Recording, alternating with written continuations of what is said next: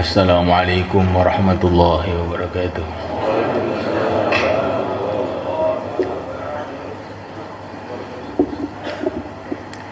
Innal hamdalillah nasta'inuhu wa nastaghfiruh wa nu'minu bihi wa natawakkalu alayhi wa na'udzu bihi min shururi anfusina min sayyiati a'malina.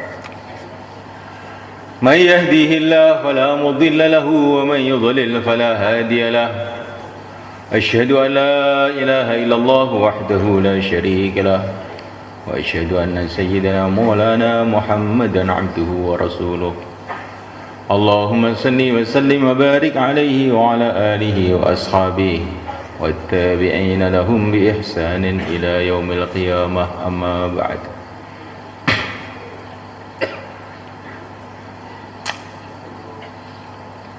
Hadirin muliakan, pengorbanan itu penting, tapi ilmu juga penting muliakan. Ada seorang ahli korban yang luar biasa, yang diceritakan beratus-ratus kali di dalam Al-Quran, yaitu Nabiullah Musa alaihi salatu wassalam. Beliau ini seorang nabi. Seorang nabi itu orang yang dapat ilmu dari Allah. Beliau ini juga seorang rasul. Beliau ini juga ulul azmi minar rusul, pimpinannya para rasul pada zamannya. Seluruh nabi-nabi mulai Nabi Musa sampai Nabi Isa alaihissalam, semua itu pakai kitab Taurat semua. Nabi Sulaiman, Nabi Dawud, semua nabi setelah Nabi Musa itu semua pengikutnya Nabi Musa, makmurnya Nabi Musa, selain yang mulia Nabi Agung Muhammad SAW. Kayak apa itu mulianya Nabi Musa itu? Oh, nggak karuan itu mulianya. Seorang nabi, seorang rasul, ulul azmi minar rusul, pimpinannya para rasul, kalimullah, yang mendengarkan firman langsung dari Allah. Ini tidak ada satu nabi pun yang pernah mendapatkan firman Allah langsung kecuali Nabi Musa dan yang mulia Nabi Agung Muhammad SAW. Beliau telah korban dan pengorbanannya sudah banyak kita dengar. Dengan barokah pengorbanan beliau, perjuangan beliau, doa beliau, kebatilan yang terbesar seluruh dunia, Fir'aun, Qarun, Haman, hancur semuanya. Tapi setelah itu semua, tiba-tiba dapat perintah. Beliau dapat perintah supaya belajar lagi, belajar lagi kepada Nabi Khadir.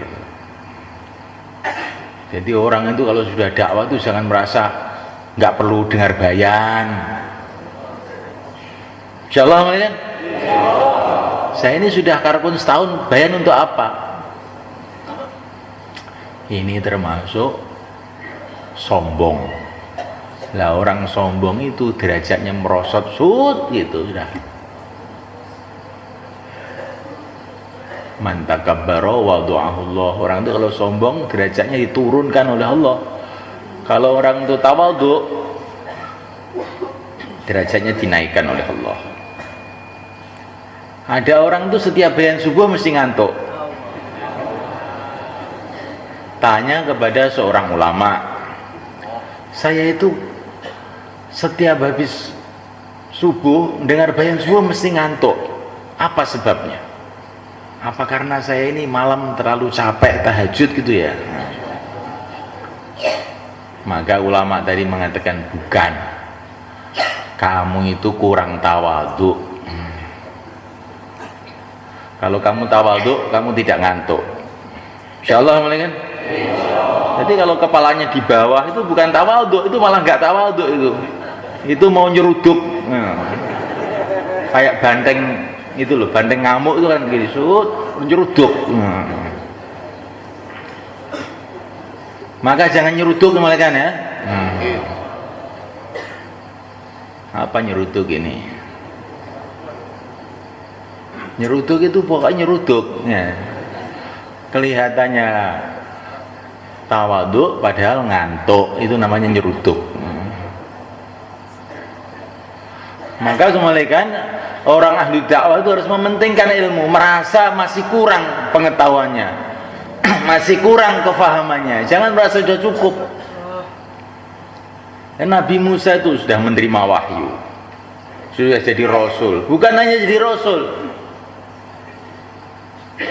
Orang bukan nabi, bukan rasul, didoain Nabi Musa, langsung diangkat jadi nabi, jadi rasul, yaitu Nabiullah Harun alaihissalatu wassalam.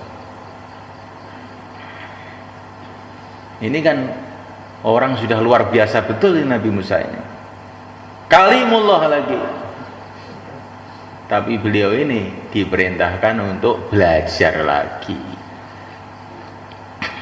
Maka ketika diperintahkan belajar itu, Nabi Musa itu semangat sekali mulai kan, bukan akar pun lama kok suruh belajarnya gimana, tidak begitu. Wa idh qala Musa li fatahu la abrahu hatta ablugha majma'al bahraini aw amdiya huquba. Maka Nabi Musa mengatakan kepada pembantunya. Tahu pembantunya itu siapa? Pembantunya itu seorang nabi dan rasul juga sebenarnya. Namanya Nabi Yusha ibnu Nun, itu bagian masaknya Nabi Musa, itu nabi. Apa enggak hebat ini orang ini? Tukang masaknya aja nabi. Masya Allah, ini orang ini sudah bukan main ini. Maka beliau mengatakan kepada pembantunya, di waktu itu belum diangkat jadi nabi. Nabi Yusha waktu itu belum diangkat jadi nabi. Nabi Musa mengatakan kepada pembantunya ini, saya akan berjalan terus menerus sampai ke tempat yang saya tuju, tempatnya Nabi Khadir, yaitu di Majma'al Bahrain. Walaupun saya harus berjalan bertahun-tahun, saya tidak peduli, saya akan jalan terus.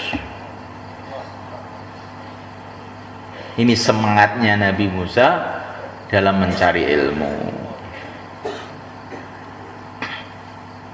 Setelah ketemu Nabi Khadir itu semua kan, udah capek-capek. Assalamualaikum, kata Nabi Musa. Ini di Bukhari nih, hadis sahih ini. Ini sukanya orang tanya hadis sahih, pokoknya sahih ini. Mau di Bukhari enggak sahih itu mau apa yang sahih? Assalamualaikum. Nabi Khadir waktu itu masih tidur, langsung bangun. Waalaikumsalam. Kok ada orang mengucapkan salam di sini? Siapa kamu? Saya Musa. Musa Bani Israel? Iya. Ngapain kamu ke sini? Sudah sibuk di sana kok ke sini kenapa? Masya Allah. Mau ikut Tuhan, mau ikut. Bayangkan seorang nabi, seorang rasul mengatakan, saya mau ikut kalau boleh supaya diajari ilmu yang telah diajarkan oleh Allah kepada engkau. Hal attabi'uka ala an tu'allimani mimma 'allimta rusyda. Bolehkah saya ikut Nabi Khadir? Bolehkah saya ikut engkau? Saya ini mau jadi makmur aja, mau ikut aja. Supaya engkau ajarkan kepada aku ilmu yang telah diajarkan oleh Allah kepada engkau. Tapi Nabi Khadir ini jual mahal malaikat. Enggak kuat kamu Musa, enggak kuat. Lantas tati'amanya sabro, kamu enggak akan kuat bersama saya itu. Insya Allah pokoknya saya sabar. Itu nekatnya Nabi Musa di dalam mau mencari tambahan ilmu. Maka kalau kita ini datang ke Juru Kudama itu niatnya ingin tambahan, nanti Allah akan tambah. Tapi kalau niatnya itu bagaimana ya, pantes-pantesnya, masa penanggung jawab nggak datang, nanti dapat pantes tok, nggak dapat tambahan.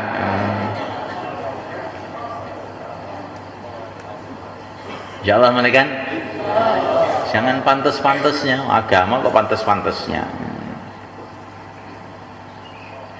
Dan kalau dengar bayan itu jangan melihat yang bayan, lihatlah itu yang menggerakkan Allah Subhanahu wa taala, pasti ada hikmahnya. Begitu semua kan, ini cuma makhluk saja, nggak bisa buat apa-apa. Kata Maulana Umar rahimahullah, orang bayan itu menurut yang dengar. Kalau yang dengar tawajuh, Allah akan kasih ilham yang baik, lurus. Kalau bayan kok ngalor ngidul, tandanya itu yang dengar itu nggak tawajuh. Yang salah bukan yang bayan itu, yang dengar itu tidak tawajuh, ngantuk, males, ingin cepat pulang, macam-macam. Nah, akhirnya yang bayan itu ngalor ngidul nggak karu-karuan. Jadi nggak mau disalahkan begitu ya. Nah, ini bukan tidak mau disalahkan. Kita ini belajar memperbaiki diri kita masing-masing. Insyaallah malaikat. Yang mulia Nabi Agung Muhammad SAW itu beliau sholat. Terus kemudian beliau ini dalam beberapa bacaan itu agak kurang pas itu. Kemudian Nabi sholat beliau mengatakan, kamu tahu kenapa tadi saya membaca saya nggak pas? Tidak tahu ya Rasulullah, karena diantara kamu itu ada yang wudhunya tidak sempurna, maka membuat imamnya nggak bisa konsen. Jadi orang itu jangan nyalahkan orang. Insya Allah kan?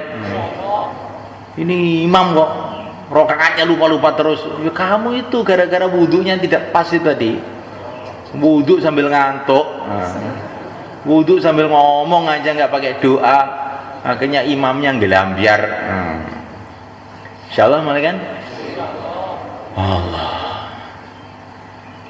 Maka Nabi Musa mengadakan perjalanan panjang sekali bersama Nabiullah Khadir alaihissalam. Dan Nabi Khadir itu masih hidup kan sampai sekarang. Pernah dengar kamu? Oh, belum benar ya, maka dengar ya. Ini ada khilafiyah antara para ulama. Orang-orang ahli hadis mengatakan Nabi Khadir itu sudah wafat.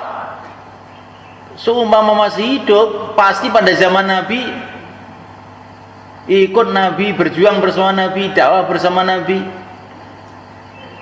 Nyatanya dalam data-data hadis itu nggak ada Nabi Khadir datang kepada Nabi itu. Maka Nabi Khadir itu sudah wafat. Tetapi orang-orang sufi, orang-orang yang suka wiridan kan, kalau Nabi Khadir ikut Rasulullah pada zaman Rasulullah, apa mesti laporan kamu? Tidak ada data itu bukan berarti tidak ada. Mungkin juga beliau ini nyelinap-nyelinap nggak ada orang tahu, ya bisa aja. Orang-orang sufi marah kepada orang-orang ahlul hadis. Kamu ini data-data apa kamu ini? Saya ini loh sudah pernah ketemu Nabi Khadir, salaman berulang kali, katanya orang-orang sufi. Dan bukan saya sendiri, banyak orang yang seperti itu. Data-data itu surah nggak saya terima. Katanya orang sufi. Di orang ahli hadis dengan orang sufi itu memang kadang-kadang pendapatnya itu berbeda. Akhirnya masalah ini dibawa kepada Al-Imam Ahmad Al-Faruqi. Beliau ini seorang ulama besar di India tahun 1000 Hijrah. Beliau ini yang Islamkan raja-raja di sana. Ini dan silsilah keilmuannya Syekh Ahmad Al-Faruqi itu termasuk gurunya Syekh Muhammad Ilyas, guru-gurunya sampai gitu. Saya ada silsilahnya itu. Ditulis oleh Abdul Hasan An-Nadwi Lakno itu. Ada seorang ulama tanya kepada Syekh Ahmad Al-Faruqi, karena Syekh Ahmad Al-Faruqi itu terkenal sering ketemu Nabi Khadir. Bagaimana sih yang benar itu bagaimana? Ya sudah, saya temui aja lah, nggak usah berantem.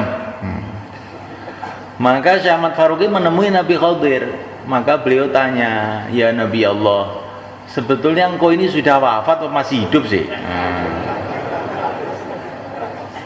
Maka Nabi Khadir menjawab, saya ini sudah wafat, sudah mati saya ini, tapi oleh Allah dikasih kekuatan seperti orang hidup bisa menemui siapa saja yang Allah kehendaki. Oh, berarti benar semua ya, orang hadis ya benar, orang sufi itu ya benar. Ini memang ulama-ulama India ini sejak dulu suka ngerukunkan orang nih. Kemudian Nabiul Khadir itu sholat bersama. Ini saya baca dalam kitabnya Syekh Ahmad Faruqi loh. Jangan nuduh macam-macam ya. Nabi Khadir itu salat bersama Syekh Ahmad Faruqi. Maka Syekh Ahmad Faruqi itu heran karena beliau itu orang India, mazhabnya Hanafi. Maka setelah selesai sholat, ya Nabi Allah, engkau kok sholatnya pakai mazhab Syafi'i? Apa kamu ikut mazhab Syafi'i apa gimana? Bukan, kata Nabi Khadir, saya ini sudah wafat, sudah mati saya ini. Ya. Saya ini sudah tidak kewajiban sholat sebetulnya. Tetapi saya itu sholat itu karena menghormati wali-wali Allah pada zaman ini. Karena kebanyakan wali itu madhabnya Syafi'i katanya. Itu katanya Syekh Ahmad Faruqi, padahal Syekh Ahmad Faruqi itu orang Hanafi loh semuanya kan. Tapi dikasih tahu sama Nabi Khadir, wali-wali Allah itu kebanyakan madhabnya itu Syafi'i. Saya menghormati mereka ya, sholat ikut mereka aja. Bagaimana semuanya kan? Ini cerita loh, ini bukan hadis, bukan Quran loh ini. Tapi ceritanya orang yang luar biasa, yang Allah telah gunakan untuk mengislamkan berjuta-juta orang di India pada 1000 Hijrah. Dan ditulis sendiri dalam kitab namanya Maktubat. Insyaallah mulai kan? Nanti kamu ceritakan kepada orang ya. Ternyata wali-wali madhab Syafi'i. Nah gitu. Kebanyakan, bukan semua ya. Ini supaya nggak ngantuk aja ya. Karena kita ini sudah kena penyakit ngantuk tuh, bagaimana caranya supaya nggak ngantuk, dikasih cerita-cerita yang aneh-aneh gitu. Jadi semulaikan Allah Subhanahu Wa Taala. Ini ringkesnya ini semulaikan pentingnya orang itu dalam perjuangan dakwah ini mementingkan ilmu juga, mementingkan seorang pembimbing. Seorang nabi, seorang rasul, ulul azmi minar rusul, kalimullah Nabi Musa alaihissalam perlu pembimbing. Sebetulnya bukan beliau yang perlu, tapi ini pelajaran buat umat agar orang itu jangan merasa tidak perlu ada pembimbing.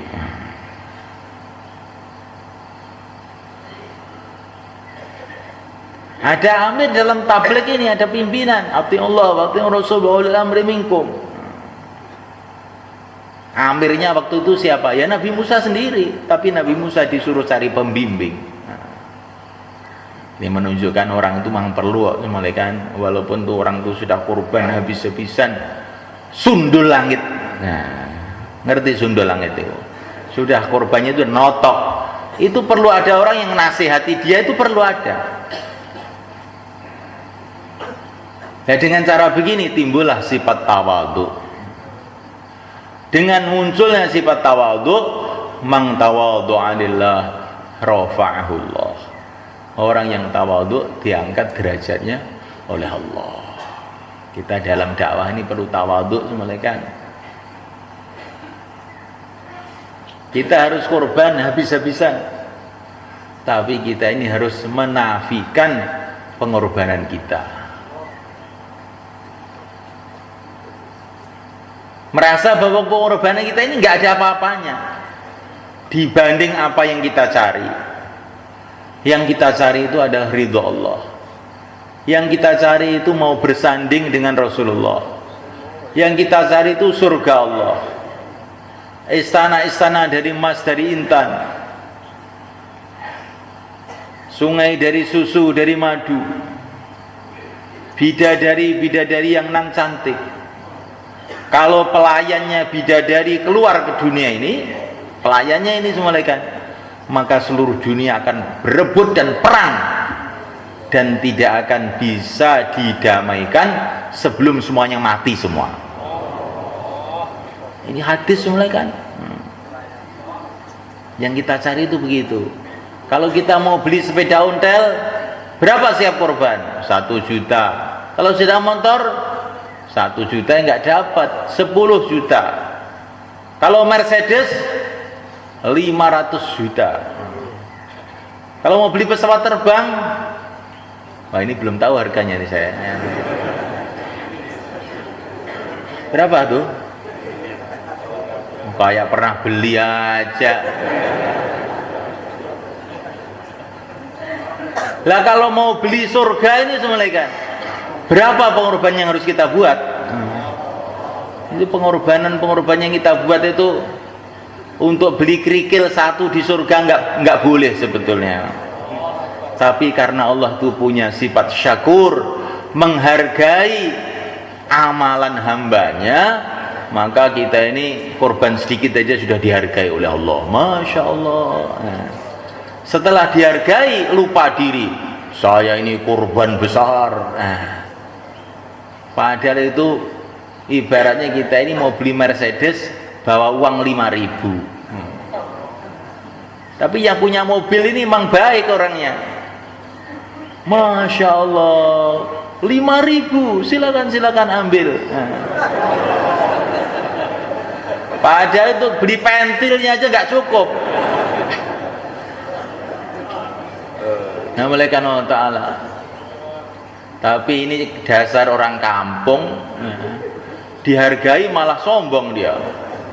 Ya siapa yang berani membeli mobil kamu 5.000 selain saya? Saya ini orang dermawan kepada kamu.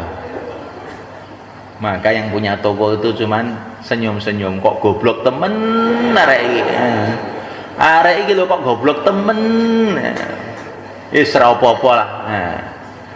Goblok tapi apian. Jadi semulaikan Allah Subhanahu wa taala, kita korban, nafikan pengorbanan seperti ahli Badar.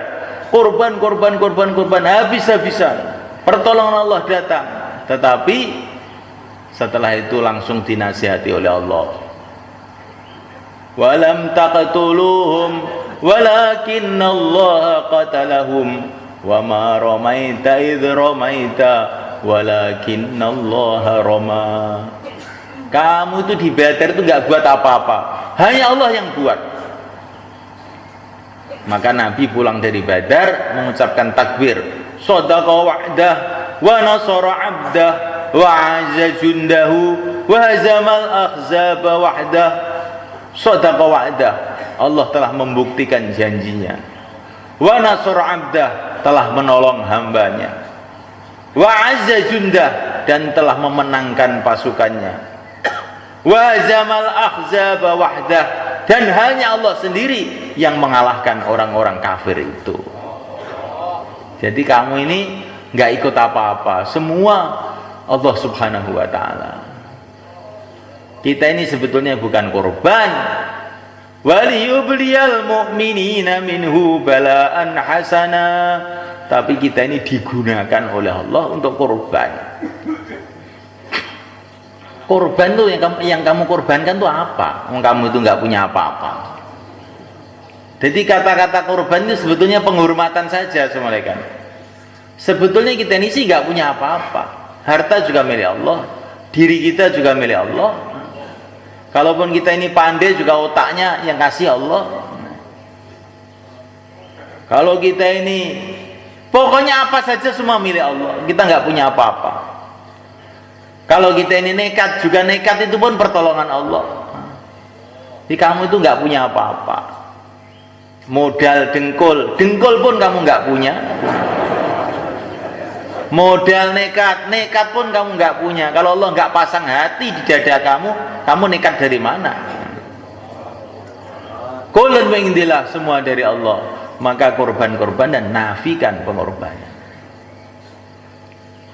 Sehingga timbul sifat tawadhu, ya. Malu gitu malaikat. Malu, al-haya'u minal iman. Korban 4 bulan malu, korban 1 tahun malu, karena merasa pengorbanan itu belum ada apa-apanya dibandingkan yang dicari, yaitu ridho Allah Subhanahu wa ta'ala. Dan pengorbanan itu pula semuanya atas pertolongan Allah. Yang dikorbankan itu juga milik Allah, tapi sudah korban dengan pertolongan Allah. Yang dikorbankan dia barangnya Allah, kita nggak punya apa-apa, oleh Allah masih dihargai lagi, kamu korban. Maka korban itu malu dan syukur. Syukur, senang korban itu, jangan merasa sedih. Masya Allah, berapa juta saya keluarkan uang saya untuk agama ini. Sebetulnya umpama saya simpen tuh saya sudah jadi orang kaya sekarang. Jangan gitu, kamu tuh keliru. Orang itu kalau korban terus merasa menyesal dengan pengorbanannya, itu pengorbanannya jadi turun nilainya di sisi Allah, nggak ada nilainya. Tapi kalau orang itu korban dengan syukur kepada Allah dan merasa malu dengan pengorbanannya yang sedikit itu, maka harga pengorbanannya itu jadi sangat tinggi di sisi Allah. Insya Allah malaikat. Dan korban itu ada waktunya masing-masing. Kalau waktu sholat, korban yang paling tinggi sholat. Kalau waktu zakat, ya korban paling tinggi zakat. Kalau waktu ada tasyil, korban yang paling tinggi berdiri siap berangkat. Insya Allah malaikat. Kalau punya utang, pengorbanannya itu ya nyaur utang, jangan tidak nyaur. Nanti setiap mau ditagih, lari keluar. Keluarnya bukan keluar di jalan Allah, keluar lari dari orang yang nagih hutang. Itu bukan keluar namanya, itu melarikan diri namanya. Itu nyaur utang itu juga bagian dari pengorbanan. Nabi mengatakan orang mati syahid akan masuk surga tanpa hisab, kecuali utang akan dihisab. Kok begitu ya Rasulullah? Ini Jibril baru ngomong sama saya begitu, kecuali utang ya Rasulullah, ada urusannya masih. Maka jangan sampai kita ini nggak nyaur utang. Insya Allah malaikat. Lah belum punya Pak. Kalau belum punya niat. Nah, barang siapa punya utang dan dia niat untuk mengembalikan, usaha untuk mengembalikan, mati belum bisa mengembalikan, nanti di akhirat akan dikembalikan oleh Allah. Yang bahaya itu nggak niat itu loh, terus menyelinap, semoga dia lupa. Itu namanya itu maling namanya. Jangan begitu, kita harus niat mengembalikan. Barang siapa utang tidak niat mengembalikan, nanti didoakan para malaikat supaya tambah melarat. Kalau ingin tambah melarat begitu caranya. Tapi kalau dia ingin mengembalikan, Allah akan kirim malaikat yang membantu dia untuk bisa mengembalikan. Maka Sayyidah Aisyah itu kadang-kadang punya utang juga, sehingga sebagian sahabiat itu berkata kepada Sayyidah Aisyah radhiyallahu taala anha, kamu ini kan nggak perlu utang toh ya Ummul Mukminin, kok kenapa utang? Oh, kamu ini nggak tahu, karena Nabi mengatakan orang itu kalau punya utang ingin mengembalikan, Allah akan kirim malaikat yang membantu. Itu yang saya maksud.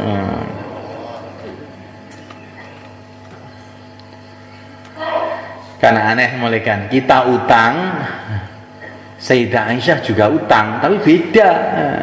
Sayyidah Aisyah utang supaya datang malaikat, kalau kita ini utang memang karena senang duit.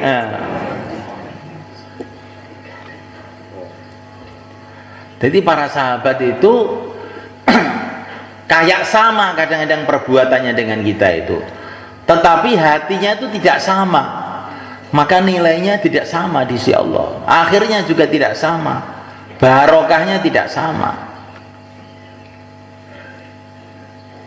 Maka semalakan Allah Ta'ala hati kita ini senantiasa tawajuh kepada Allah.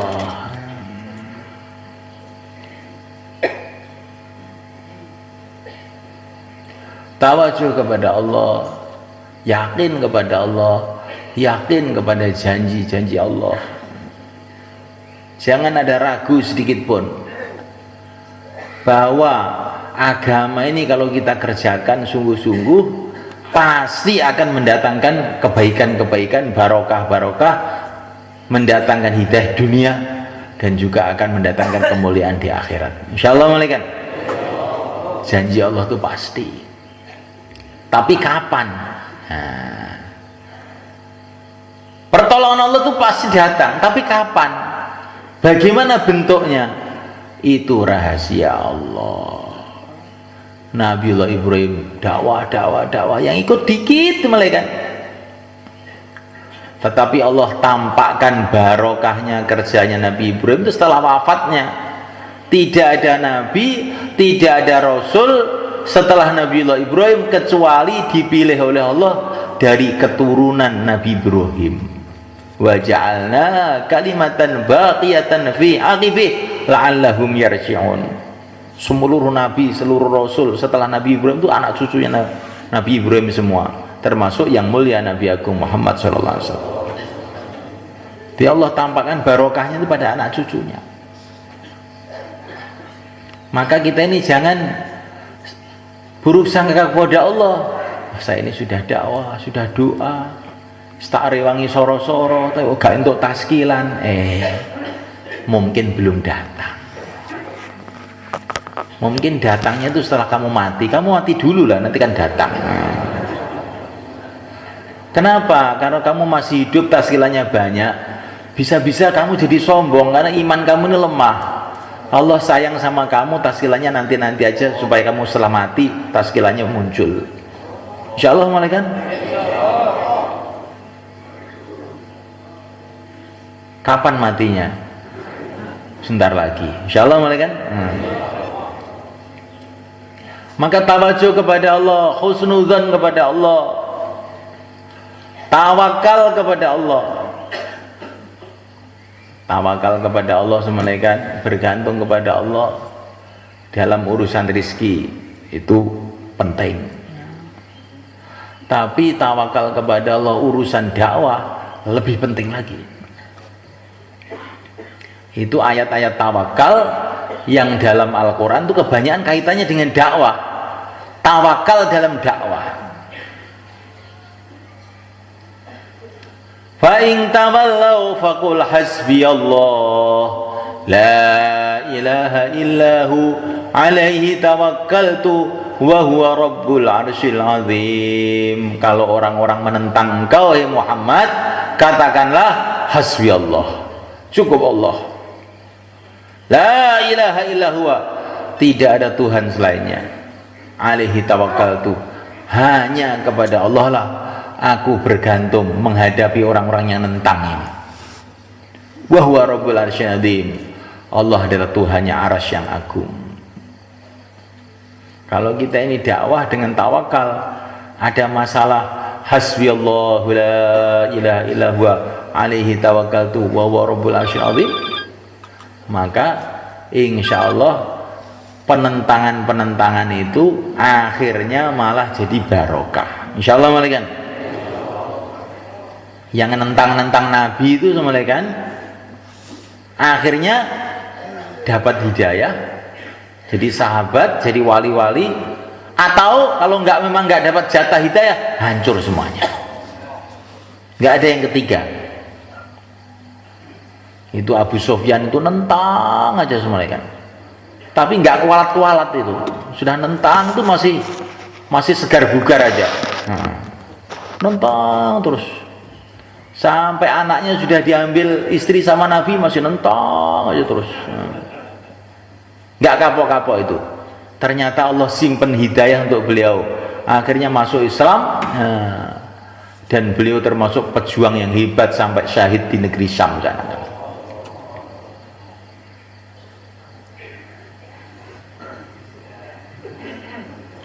Assalamualaikum.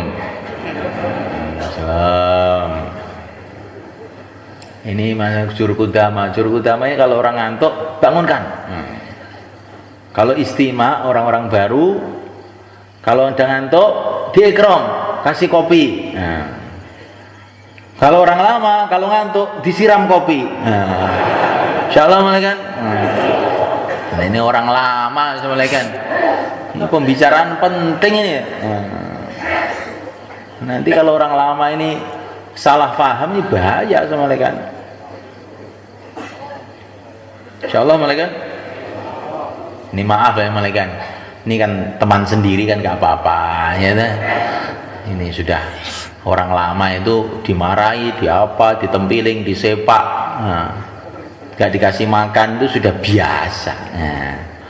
Orang lama itu sudah dugdeng, gak apa-apa, sudah gak mempan tembak. Jadi semalakan Allah SWT tawakal dalam dakwah, bergantung kepada Allah, jangan bergantung dengan kerja-kerja kita, bergantung kepada Allah. Kerja habis-habisan, tapi bergantung kepada Allah, jangan bergantung pada kerja. Karena kerja kita ini walaupun bagaimanapun hebatnya, banyak cacatnya. Tidak layak kerja kita ini kita mengandalkan kerja-kerja kita. Kerja kita ini banyak cacatnya. Kita keluar 4 bulan, Masya Allah kerja besar, tapi kita nggak hitung maksiatnya 4 bulan itu berapa kira-kira yang kita buat. Waktu 4 bulan gunjing yang orang berapa? Waktu 4 bulan melihat wanita di jalan berapa kali? Waktu 4 bulan pegang HP berapa kali? Lu pegang HP itu apa haram? Nah itu oleh masyayikh nggak boleh kok. Ya haram toh menurut masyayikh itu. Haram tuh larangan itu. Nggak boleh itu. Nanti itu kalau kita keluar pencet-pencet HP itu nanti nggak konsentrasi. Waktu 4 bulan ngantuk bayan subuh berapa kali? Apa haram tuh ngantuk itu? Nah itu kan menyakitkan yang bayan, masa menyakitkan orang tuh nggak haram? Bayan petentengan, kamu ngantuk apa nggak sakit tuh yang bayan? Jantung tambah parah nanti. Itu haram mulai kan ngantuk itu. Untuk orang lama, kalau orang baru diikram. Insyaallah malaikat. Ini betulan nih malaikat. Ditawakal dalam dakwah. Kita jauhlah dengan tawakal. Kita keluar dengan tawakal. Bergantung kepada Allah. Allahumma antas sahibu fis safar wal khalifatu fil ahl. Ya Allah, Engkau adalah temanku dalam perjalanan ini, dan Engkau adalah wakilku dalam menjaga keluargaku. Begitu tawakal pada Allah. Ada orang tuh mau keluar malaikat, istrinya sedang hamil, maka dia berdoa, ya Allah, aku titipkan kepada Engkau janin yang ada di perut istriku ini. Dan dia keluar. Setelah keluar lama, zaman dulu tuh orang keluarnya lama-lama malaikat. Setelah pulang ternyata istrinya meninggal sudah. Tapi orang-orang kampung itu bilang sama dia, itu loh kuburan istri kamu itu loh. Kalau malam itu kok ada cahaya dan ada suara kludak itu apa itu? Masa? Iya, maka dia tidak tahan, langsung pergi ke kuburan istrinya itu, dibongkar tuh kuburan. Ternyata itu bayinya itu keluar sudah, masih hidup kludak di situ. Maka dia ini mendengar suara, zaman dulu itu orang itu begitu karena telinganya itu masih bersih, ya. Belum kena polusi televisi, radio, koran, HP, internet itu. tahu tuh mendengar suara malaikat. Kamu dulu waktu keluar yang kamu titipkan kepada Allah anak kamu aja, maka yang dijaga oleh Allah ya anakmu. Coba istri kamu titipkan kepada Allah dulu, istri kamu juga akan dijaga. Kamu doanya, ya Allah aku titipkan anakku dalam perut istriku. Dulu kamu doanya kan begitu tuh. Oh iya, kelewat ini sudah. Jadi semulaikan Allah Ta'ala keluar dengan tawakal, jauhlah dengan tawakal. Ini orang ini apa itu kopral, lah saya ini jenderal. Pasti saya taskil dia akan keluar dia. Assalamualaikum, waalaikumsalam. Kamu kopral tau, saya jenderal. Keluar. Oh enak saja. Jenderal itu kan kalau di sana lapangan terbang sana. Ini di sini sama-sama aja. Kita demokrasi Pak Jenderal. Nah ini karena tidak tawakal. Tidak tawakal kepada Allah, tawakalnya pada jabatannya. Akhirnya ditentang sama kopralnya. Saya ini kiai, itu murid saya. Tak taskil, pasti. Langsung, kamu keluar, 1 tahun. Maaf Pak Kiai, sekarang saya itu repot. Santri itu kan dulu, sekarang ini saya itu sudah jadi petani, bukan santri lagi. Santri pensiunan saya ini. Oh kurang ajar kamu ya. Jadi kita ini jangan seperti itu namanya tawakal kepada kekiaiannya, nanti malah nggak jalan nanti. Tawakal kepada Allah. Tawakal kepada Allah. Ini orang sini ini yang paling tua kan saya. Mesti semua taat sama saya. Itu namanya tawakal pada diri kamu sendiri. Tawakal kepada Allah. Hanya Allah yang memegang hati hambanya. Kalau Allah buka hati maka bisa jalan, kalau Allah tutup hati nggak akan bisa jalan. Insya Allah malaikat. Tawakalnya pada Allah. Ini urusan dakwah, urusan rizki juga tawakal pada Allah. Maksudnya bagaimana? Kita kerja di sawah tapi hati kita kepada Allah. Jangan tidak kerja loh malaikat ya. Ini para sahabat Ansor hampir semua petani semua. Jadi orang itu kalau bertani itu niatnya mengamalkan amalannya sahabat Ansor begitu. Hatinya kepada Allah. Bagaimana dari sawah saya akan dibentuk jamaah 4 bulan 40 hari 3 hari. Insyaallah malaikat. Kalau kita ke pasar, hatinya kepada Allah. Masuk pasar, la ilaha illallah wahdahu la syarikalah, lahul mulku wa lahul hamdu wa ala kulli syai'in qadir. Maka semulaikan Allah Ta'ala. Dan kita renungi, ini dagang ini amalannya sahabat muhajirin. Sayyidina Abu Bakar dagang. Jadi karkun tuh jangan malu dagang. Wah nanti dikira iman saya kurang kuat ini. Oh kamu bukan hanya itu, salah itu. Kamu jadinya malah pamer sama orang itu. Kamu malah nanti ambles itu nanti. Jangan begitu. Dagang itu adalah pekerjaan orang-orang muhajirin.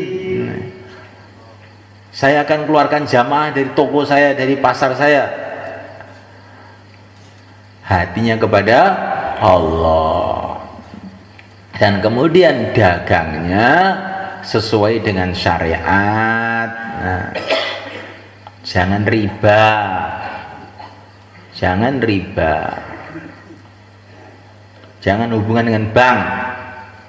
Kecuali bank Islam, bank muamalah itu boleh. Kalau ada orang mengatakan itu bank muamalah dengan bank lain sama aja, itu orang nggak ngerti. Sudah, pokoknya boleh itu. Itu sudah dikaji oleh banyak ulama mengenai bank-bank itu. Ya itu nyatanya juga ngambil untung juga. Pokoknya boleh. Titik. Kamu jangan banyak bicara. Nggak baik. Kalau sudah bilang boleh, boleh. Kalau bilang tidak, ya tidak. Titik. Nah nanti kalau ini ulama lah baru boleh mudzakarah malaikat. Jangan orang awam itu pakai dalil-dalil sendiri, nanti malah lucu, keliru semua. Ya, jadi semulaikan Allah Ta'ala, ini sebagai contoh aja, namanya zina dengan kawin itu serupa aja semulaikan prakteknya itu, tapi karena ini pakai tertib namanya kawin, dapat pahala. Kalau namanya zina itu walaupun prakteknya kayak kawin tapi nggak pakai tertib, maka dosa besar, dirajam itu hukumannya. Kawin dengan zina ya sama aja. Oh, goblok kamu, nggak sama. Ini sudah pakai aturan dari pencipta, ini boleh, bahkan dapat pahala. Melihat istri pun tuh sudah dapat pahala.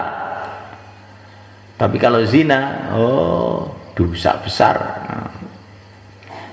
Jadi semulaikan Allah Subhanahu Wa Taala, maka kita ini ke pasar hatinya kepada Allah Subhanahu Wa Taala.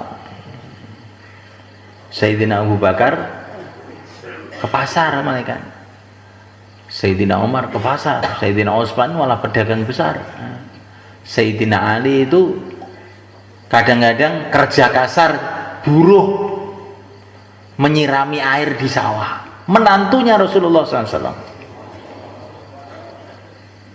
Maka orang dakwah itu jangan malu kerja. Kerja itu bukan aib. Yang aib itu kalau makan haram itu aib. Insya Allah malaikat, ini penting. Bahkan yang mulia Nabi Agung Muhammad SAW punya sawah juga malaikat. Padahal beliau ini kalau beliau mau malaikat, gunung-gunung jadi emas. Beliau hidup sederhana sekali. Tikarnya itu kasar, maka Sayyidah Aisyah radhiyallahu ta'ala anha mengatakan, ya Rasulullah, engkau ini Nabiullah, utusan Allah, keadaan hidup kamu seperti ini. Maka Nabi mengatakan, hai Aisyah, buka yang ada di tikar saya itu. Maka di bawah tikar itu dibuka oleh Sayyidah Aisyah radhiyallahu ta'ala anha. Ternyata di bawah tikar itu tanah itu sudah menjadi lempengan-lempengan emas, kan? Kalau aku mau, hai Aisyah, gunung-gunung akan jadi emas dan akan ikut saya. Tapi saya itu suka sehari lapar sehingga saya bisa merengek-rengek kepada Allah, sehari kenyang bersyukur kepada Allah. Jadi lain, para sahabat kerja, kita kerja. Lain tapi para sahabat kerja karena supaya dapat pahala, kalau kita ini kerja karena takut nggak makan. Maka para sahabat itu kerja lama-lama jadi wali. Kalau kita ini kerja lama-lama rusak, karena niatnya beda. Rasulullah itu punya sawah di Khaybar. Khaybar itu beberapa kilometer dari Madinah. Dan itulah yang untuk nafkah tahunan istri beliau. Karena kan kurma itu tiap tahun panen, nah itu setiap tahun beliau panennya itu untuk nafkah tahunan istri beliau. Untuk apa? Buat contoh buat umat. Jadi ringkesnya itu kita ini kerja niatnya ibadah. Akhirnya kita ini nggak usah keluar, kerja aja niatnya ibadah, udah dapat pahala terus. Keliru itu ya. Kalau kerja niatnya ibadah itu ada tandanya. Tandanya seperti yang dibuat para sahabat, rijalun la tulhihim tijaratun wala bai'un an dzikrillah. Tandanya kerja untuk ibadah, tandanya pertama, waktu kerja itu senantiasa ingat pada Allah. Kalau kerja kok lupa kepada Allah, nah itu tandanya kamu kerjanya bukan untuk ibadah. Kemudian yang kedua, kerjanya mengikuti syariat, yang halal dihalalkan, yang haram diharamkan. Kemudian yang ketiga, kalau waktu sholat datang, terus sholat. Idza nudiya lis-salati min yaumil jumu'ati fas'au ila dzikrillah. Kalau datang seruan adzan waktu Jumat, masjid, hentikan itu perdagangan di pasar. Insyaallah kan. Perdagangan ini kan ibadah. Ke masjid ya ibadah. Untuk apa saya ke masjid? Nah, ini tanda-tanda ini. Kamu itu bukan untuk ibadah. Ini waktu sholat. Nanti setelah sholat baru kerja lagi. Insyaallah kan. Ini yang keempat. Ini yang keempat yang penting. Para sahabat itu kerja, pertanian, perdagangan, macam-macam. Semua kerja-kerja yang kita kenal sekarang itu zaman dulu juga sudah ada kebanyakan. Pertanian zaman dulu, sahabat petani juga ada, sahabat pedagang juga ada, sahabat tukang pijet juga ada. Nah, jadi pijet itu sunnah mereka. Tapi pijet yang betul, jangan pijet yang pijet itu nggak pakai tertib, atau pijet yang pijet perempuan. Nah, itu maksiat gede itu, bukan amalan sahabat pijet sunnah Nabi. Aduh, repot ini nanti mereka. Yang tukang cantuk, tukang bekam juga ada, yang pandai besi juga ada, yang pejabat juga ada, bahkan yang raja pun juga ada, yang penyair juga ada. Abdullah bin Rawaha, Hasan radhiyallahu ta'ala anhu, ini penyair sahabat. Maka ada syairnya sahabat, tala'al badru alaina. Kalau ada orang begitu di pesantren-pesantren, jangan kamu katakan bid'ah loh itu. Sahabat juga ada penyairnya. Ada. Tapi jangan penyair yang ngajak senggol-senggolan itu puwentung saja. Ya. Kalau bisa, kalau nggak bisa ya taslil 3 hari. Ya. Jadi semalakan Allah Ta'ala. Maka ini yang terakhir. Di saat kerja, kalau datang tugas-tugas dakwah, tinggalkan sementara. Insyaallah malaikat. Para sahabat dalam kesibukannya tiba-tiba datang taskil dari Masjid Nabawi. Ya khailallah irkabi. Hei pasukan-pasukan Allah berangkat. Langsung mereka berangkat. Kalau ada masalah, musyawarah.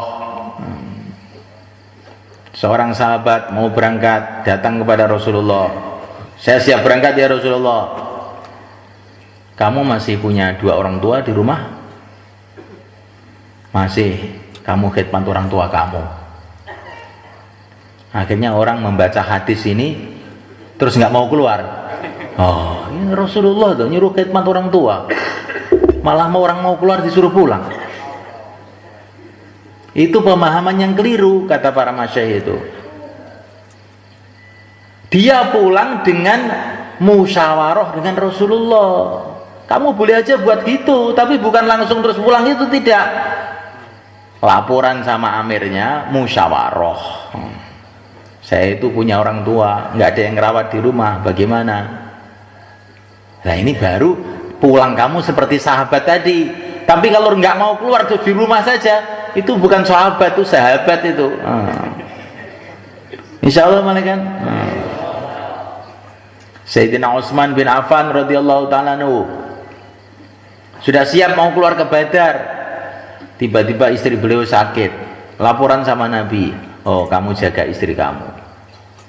Maka beliau tidak ikut ke Badar. Tetapi Rasulullah mengatakan bahwa Utsman ini ahli Badar, padahal tidak ikut. Ya. Kenapa? Dia pulang dengan musyawarah. Bedanya cuma ini. Kalau kita ini pulang itu tidak pakai musyawarah. Nah, pokoknya enak ya apa ya pulang oh guys, mulai. Nah, ini kalau ikut nafsu itu ya akhirnya nggak berkah. Ya. Tapi kalau pun dengan musyawarah, insya Allah berkah. Bukan insya Allah, pasti berkah. Insya Allah mulai kan. Tapi penanggung jawab tim taskil itu harus tahu cerita ini, sehingga jangan kita ini memutuskan dalam musyawarah itu perkara yang begitu berat untuk orang yang musyawarah itu, sehingga nanti kapok nggak mau musyawarah lagi. Nanti musyawarah sama itu, waduh gawat itu. Nah, mesti diputus yang susah-susah itu. Udah saya nggak mau musyawarah, pulang aja langsung.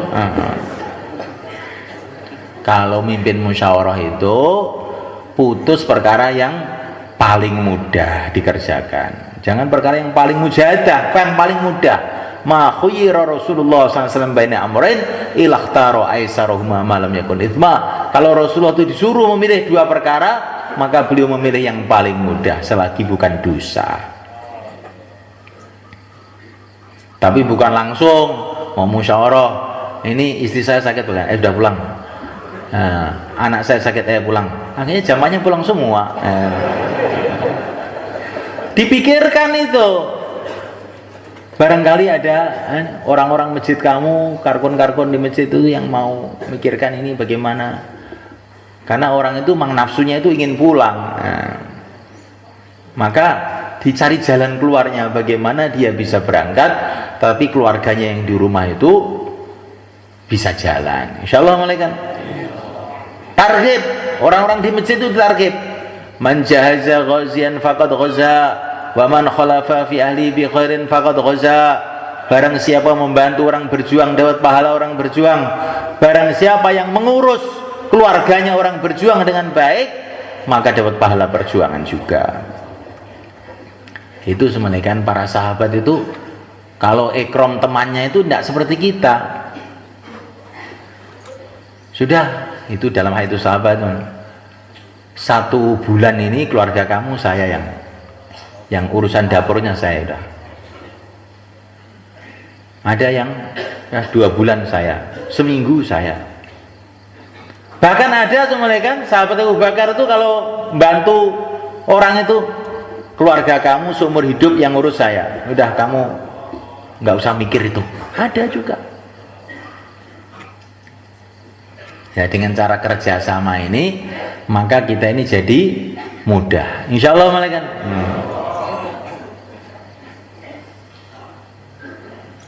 Kafa bil mari isman ayudhi ama ya'ulu. Cukuplah dosa seseorang kalau dia menyia-nyiakan keluarganya. Dakwah terus malaikat. Tetapi kita jaga bagaimana keluarga kita juga tertata dengan baik. Insya Allah malaikat. Itu namanya kan kurang tawakal. Bukan kurang tawakal, itu tertib agama begitu itu. Tertib agama begitu itu. Datang seorang sahabat kepada Rasulullah SAW, ya Rasulullah, saya ini sudah masuk jamaah mau keluar, tapi istri saya dalam perjalanan umroh, bagaimana? Sendiri? Iya. Dah, kamu tututi istri kamu kan? Masa istrinya dibiarkan umroh sendiri? Lah sekarang tuh umrohnya bukan di Mekah, umrohnya ke Hong Kong. 2 tahun sendiri. Ini keadaan umat tuh seperti itu. Gimana itu semalekan? Umroh ke Hong Kong tapi ada. Jadi semalekan Allah Subhanahu Wa Taala. Di semua kerja-kerja ini diatur dalam musyawarah supaya kerja dakwah diutamakan, tetapi urusan-urusan kita yang lain ditata, diatur. Waktu keluar-keluar, waktu makomi, waktu kerja-kerja diatur yang rapi. Kalau sudah kita atur demikian itu, kita kerja pahalanya seperti pahala dakwah juga. Karena kerja kita ini niatnya untuk perjuangan. Apalagi kalau istri kita ini sudah kita niatkan untuk perjuangan, maka Nabi mengatakan, ini hadis di Majarrobih itu. Hadisnya gimana? Dirham yang kamu infakkan untuk perjuangan, dirham yang kamu infakkan untuk fakir miskin, dirham yang kamu infakkan untuk istri kamu, yang paling banyak pahalanya yang kamu infakkan untuk istri kamu. Terus diulas oleh para ulama, ini bagaimana ini maksudnya hadis ini? Karena sahabat-sahabat itu istrinya itu pejuang semua. Jadi kalau uang dikasihkan istri ini kan nggak punya uang, berarti memberi pada fakir miskin juga. Kalau dia ini memberikan uang pada istri karena istrinya itu untuk berjuang, akhirnya memberikan fisabilillah juga. Jadi kalau istri itu fakir, miskin, sabilillah kumpul jadi satu. Itu kalau keluarganya sudah berpikir agama, itu ngasih uang istri pun tuh sabilillah jadinya itu. Bangun rumah niatnya untuk nerima masturat, jadinya sabilillah. Ini ada karkun di sini bangun rumah, ada jamaah India datang, jamaah datang. Pas itu waktu itu sedang pasang jendela. Maka jamaah itu tanya, ini apa ini? Ini jendela untuk apa? Supaya ya angin bisa masuk ke rumah toh tuan. Maulana itu. Kamu keliru. Loh, keliru bagaimana? Pasang jendela itu maksudnya supaya adzan subuh bisa masuk ke rumah gitu. Itu begitu kamu pasang sudah dapat pahala terus. Kalau cuman angin itu sih nggak ada pahalanya itu. Masya Allah. Jadi semalakan Allah Subhanahu Wa Taala, siapa yang beli kuda niatnya persiapan fisabilillah, maka kalau kuda ini makan, kuda ini minum, kuda ini lari, kuda ini kencing, kuda ini berak, dihitung pahala buat pemiliknya. Kan ini persiapan fisabilillah. Maka istri kita, anak kita ini kuda-kuda semua. Persiapan sabilillah maksudnya begitu, bukan kuda ya. Kuda kan kakinya 4, ini 2 cuman ya. Persiapan sabilillah, maka kita ngasih makan anak kita, istri kita ini pun juga akan mendapatkan nilai sabilillah juga. Insyaallah malaikat. Maka dalam hadis perempuan itu kalau hamil pahalanya seperti orang keluar. Karena apa? Karena ini bayi nanti akan berjuang fisabilillah. Ini dalam taskil itu di perut ibunya itu. Makanya wanita itu kalau dalam keadaan hamil doa-doanya makbul seperti orang keluar fisabilillah. Maka bagus kalau istrinya itu hamil terus ya, biar doanya makbul. Itu kalau sudah pikir agama akhirnya jadi perjuangan semua. Ngurus istri jadi perjuangan, ngurus anak jadi perjuangan, ngurus sawah jadi perjuangan. Tapi jangan lupa kalau waktu keluar, insya Allah malaikat. Nanti jangan salah paham, ini juga sudah perjuangan, nggak perlu keluar. Enggak, itu seperti orang yang sholat berdiri aja, imamnya rukuk dia nggak mau, berdiri aja. Ditanya, kamu sholat kok berdiri aja? Berdiri ini kan sudah ibadah. Loh, namanya tuh bukan sholat kalau begitu itu. Sholat itu ada berdirinya, ada rukuknya, ada sujudnya, ada duduknya, baru itu sholat. Begitu juga semalakan perjuangan itu, walaupun kita ngurus anak istri pun kalau niatnya perjuangan jadi perjuangan, tapi jangan terus nggak keluar. Itu seperti sholat berdiri aja, nggak mau rukuk itu namanya. Berdiri juga sudah ibadah, rukuk juga ibadah, sama aja, saya berdiri aja. Ini lama-lama duduk aja, ini duduk juga sudah ibadah. Sholat itu harus ada rukuknya, ada sujudnya, ada tahiyatnya, ada salamnya. Bahkan disempurnakan dengan sholat sunnah qobliyahnya, ba'diyahnya, dan dzikir-dzikirnya. Orang dakwah itu harus punya kefahaman zikir habis sholat itu kayak wajib tuh, bukan wajib, kayak wajib gitu. Karena apa? Karena sholat-sholat kita ini belum sempurna mereka. Maka dengan zikir-zikir itu menyempurnakan sholat-sholat kita. Dan doa waktu habis sholat itu adalah doa-doa yang makbul.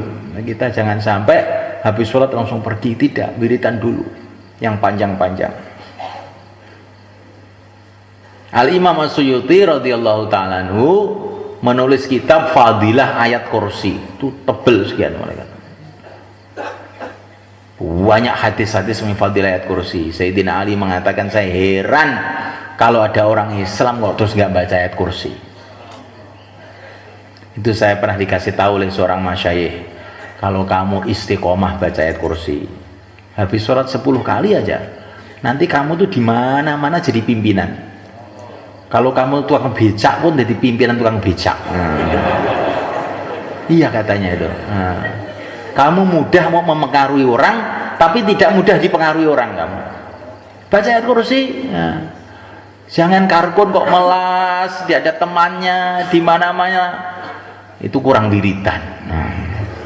Kalau wiritannya kuat tidak melas seperti itu, insya Allah dia punya teman. Insya Allah malaikat. Ayat kursi 10 kali. Paling dikit itu. Kalau bisa ya lebih banyak lebih bagus. Tapi yang istiqomah malaikat. Itu amalan dakwah, amalan ibadah, zikir dan sebagainya itu perlu istiqomah, nanti baru tampak hasilnya. Seperti nanam, sehari 2 hari belum tampak hasilnya, setelah sekian lama keluar buahnya. Dakwah juga begitu. Kadang-kadang dakwah ini pada awalnya itu belum tampak hasilnya, tapi setelah istiqomah terus baru Allah tampakkan hasilnya. Ibadah juga begitu. Maka kita ini jangan buruk sangka. Saya sudah berulang kali, tapi kok nggak ada hasilnya. Oh, kamu buruk sangka. Itu seperti orang bodoh menanam mangga. Dikasih tahu ini mangga ini manis sekali. Nah, ditanam baru 3 hari dirasakan. Oh, kok nggak ada manisnya. Nah, baru 4 bulan dirasakan. Nggak ada manisnya. Dicabut, marah, dibuang. Maka temannya itu, oh, kamu itu goblok. Itu kalau sudah 10 tahun baru keluar buahnya yang manis itu. Baru 4 bulan sudah marah-marah.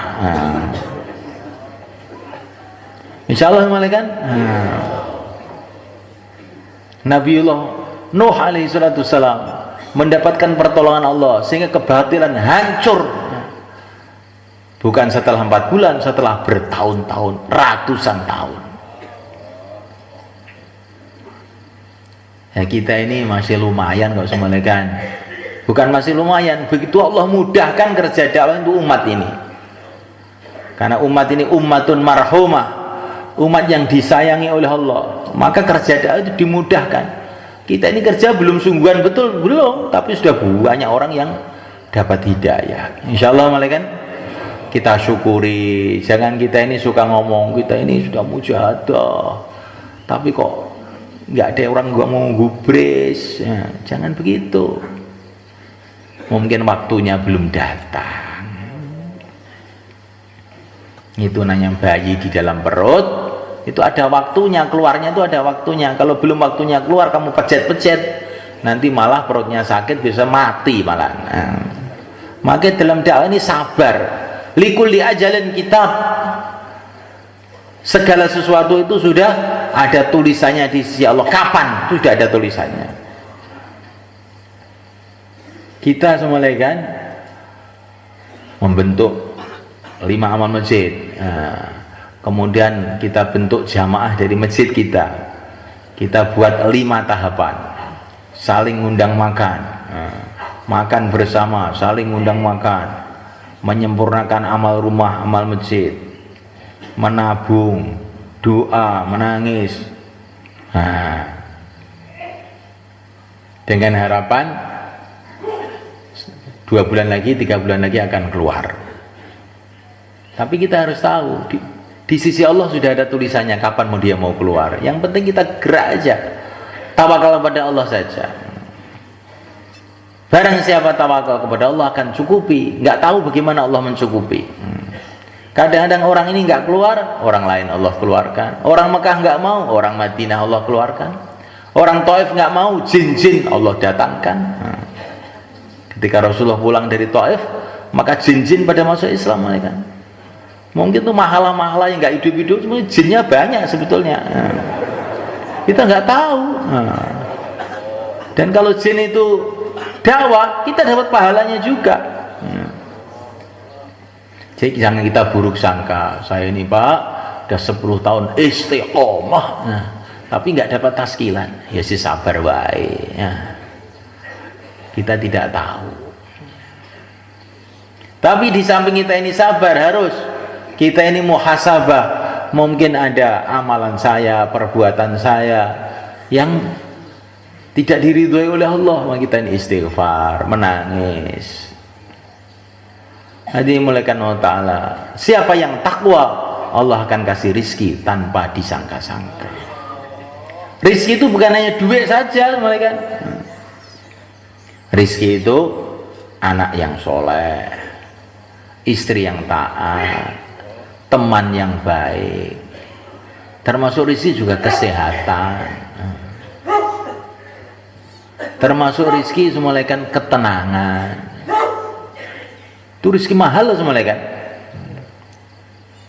Orang itu bikin pabrik, bikin sawah, bikin himu, macam-macam kerja.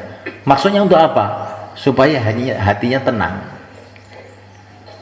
Nggak repot, sawah ada, pabrik ada, uang ada. Maka orang itu kalau sudah dikasih ketenangan, sama aja dengan dikasih sawah ribuan hektar, sama aja dengan dikasih uang triliun-triliun. Maksudnya uang itu biar tenang. Kalau sudah tenang kan nggak perlu uang. Orang-orang bikin tentara, bikin polisi, bikin ini, bikin itu. Mau apa? Supaya hatinya senang kan? Orang itu ingin jadi presiden itu apa karena ingin duduk di kursi? Kan tidak sebetulnya. Ingin senang aja sebetulnya itu. Lah kalau orang itu sudah senang, walaupun nggak jadi presiden, itu sudah melebihi jadi presiden. Karena presiden pun banyak yang pusing tidak senang. Maka semulaikan Allah, rizki itu jangan dianggap duit saja. Rizki itu ketenangan, ketentraman hati, anak soleh, kesehatan, santri. Santri semulaikan. Ini ada santri-santri datang sini. Kalau kita takwa, nanti Allah kasih santri yang tidak disangka-sangka. Lalu datang santri dari sana, santri dari sini. Saya ini lo nggak bisa ngaji kok kamu datang ke sini. Pokoknya saya betah di sini nih Pak. Nah, saya itu nggak bisa apa-apa. Oh, nggak apa-apa. Pokoknya yang penting di sini aja, saya itu kerasan. Ini rezeki tanpa disangka-sangka. Taskilan. Ini rezeki juga.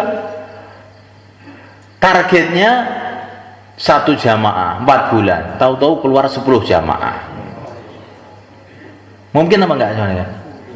Tapi kita ini sudah buruk sangka, kita ini separuh target itu sudah lumayan. Ya ini, yang ini kita sudah buruk sangka sama Allah, akhirnya separuh pun juga nggak keluar. Kita targetnya 10 jamaah. Semoga Allah SWT datangkan 100 jamaah. Insyaallah malaikat. Begitu semalaikat. Kalau kerja kita ini sudah makbul, nanti seperti kerjanya Nabi Ibrahim. Nabi Ibrahim itu dulu diperintah oleh Allah untuk menyeru orang haji. Wa'adzin fin nasi bil haji ya'tuka rijala wa ala kulli dhamir ya'tina min kulli fajjin 'amiq. Kamu panggil orang-orang untuk haji, nanti datang seluruh dunia. Nabi Ibrahim panggil ratusan tahun, ribuan tahun yang lalu. Sekarang semulaikan, Masya Allah, dari Indonesia itu kalau mau haji antri dulu 15 tahun. Kekuatannya, seruannya Nabiullah Ibrahim alaihissalam. Nanti kalau dakwah kita ini sudah makbul, begitu semua kan. Nanti orang mau keluar itu antri. Saya mau keluar 4 bulan Pak. Oh nggak bisa, masjid sudah penuh semua. Mau tinggal di mana kamu? Antri. Tahun depan kamu bisa 4 bulan, sekarang 40 hari aja. Bisa nggak begitu semuanya? Masya Allah. Zaman Nabi itu semuanya kan orang kalau nggak diputus keluar pada nangis semuanya kan. Karena ini semuanya kan Allah Ta'ala kerja dakwah waktu itu sudah makbul. Orang itu merengek-rengek ingin keluar. Namanya Allah Ta'ala. Kadang-kadang itu kalau saya kemarin putar di Jawa Barat itu, di pesantren-pesantren itu, saya itu merenung aja itu. Ini ulama-ulama di sini ini, saya kok yakin kerja mereka itu sudah diterima oleh Allah. Kenapa? Itu orang itu datang dari mana-mana tuh merengek-rengek, Pak Kiai saya mondok sini. mondok di sini ini berat loh. Pokoknya saya mau mondok. Dan uang pangkalnya masuk 5 juta loh. Kamu siap? Iya Pak Kiai, iya. Loh, mau mondok suruh capek-capek bayar 5 juta juga siap. Nah, ini berarti ini kiainya makbul betul, saya pikir gitu. Jadi nanti kalau dakwah makbul saya kira begitu ini. Insya Allah mulai kan. Dakwah itu berat loh, kamu siap? Siap Pak, enggak apa-apa. Jalan kaki siap? Pokoknya siap saya. Pokoknya asalkan boleh aja. Nah. Loh, nanti amirnya itu galak loh. Kamu siap? Enggak apa-apa, pokoknya masuk surga enggak apa-apa. Nah. Itu kalau dakwah makbul begitu sudah. Nanti kalau kamu keluar akan saya kirim ke Gunung Kidul yang enggak ada airnya. Mau? Pokoknya saya siap. Mang itu yang saya cari. Nah. Itu karena tim taskilnya sudah makbul ya begitu jadinya. Tapi kalau belum makbul, keluarnya kemana sih? Kalau daerah sejuk saya mau, kalau panas ya mau. Nah. Kalau 40 hari ya insya Allah. Kalau 4 bulan, naudzubillah. Nah. Ini repot ini. Kenapa ini? Dakwah kita belum makbul. Belum, bukan tidak lah ya. Belum. Nanti kalau sudah makbul, orang itu akan berbondong-bondong kepada agama Allah seperti zaman sahabat, seperti zaman Wali Songo. Raja-raja pun Masya Allah mau belajar agama. Anaknya Prabu Siliwangi mondok 10 tahun di Mekah sana, Kian Santang. Lah ada anaknya raja kok mondok 10 tahun nih, gimana sebenarnya? Pulang Islamkan orang-orang Sunda itu. Anaknya raja bukan orang sudah biasa mewah dihormati, mau ngeleset jadi santri. Lah memang dakwahnya orang-orang dulu itu sudah makbul ya begitu. Nanti kita kalau sudah dakwahnya makbul, jenderal-jenderal pun ingin keluar. Kayak di Pakistan itu menteri-menteri naik truk. Menteri naik truk. Kalau istimewa itu malaikat ini bukan ngomong kosong sekarang, ini menteri naik truk di Pakistan. Dan gembira tuh senyum-senyum menteri naik truk. Keluar naik truk menteri malah senyum-senyum. Bukan marah, ini apa ini kerja, ini menteri saya diginikan. Tidak. Jadi masalahnya itu nanti kalau Allah sudah datangkan pertolongannya, pokoknya perkara-perkara yang kelihatannya sulit itu tahu-tahu jadi mudah aja. Nah, supaya makbul kita meningkatkan pengorbanan. Nah ini tadi malam tuh sudah musyawarah dengan orang-orang tua Jawa Timur ini. Ini itu diharapkan dari istimewa ini, dari Jurkudama ini 100% keluar. Kalau enggak 4 bulan ya 40 hari, kalau enggak 40 hari 10 hari. Kalau enggak minimal 3 hari. Tapi nggak ada orang yang nggak keluar tuh, nggak ada. Itu musyawarahnya tadi malam begitu itu. Ikut musyawarah tuh baik kalau nggak mereka. Nah, jadi harus ngerti. Nah, kalau sudah ngerti, yang tadi malam belum daftar, berapa hari saja? Ini taskil terakhir ini. Silahkan berdiri. Bismillah. Dah 4 bulan, 40 hari, 10 hari. Nah, berdiri. Silakan.